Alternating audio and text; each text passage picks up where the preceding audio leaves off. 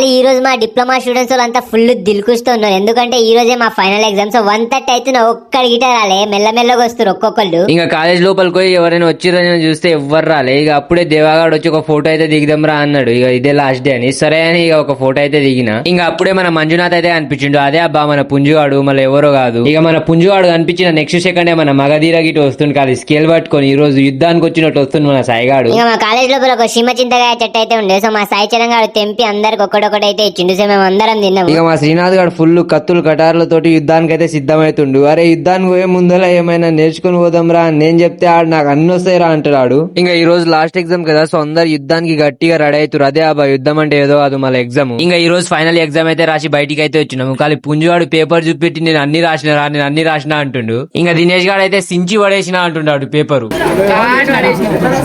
ఇక మన సాయి చరణ్ గారు ఏదో చెప్తాడంటే మీకు జర వినుండి. బాయ్ చెప్పాలనిపించింది ఫ్రెండ్స్. Bye friends.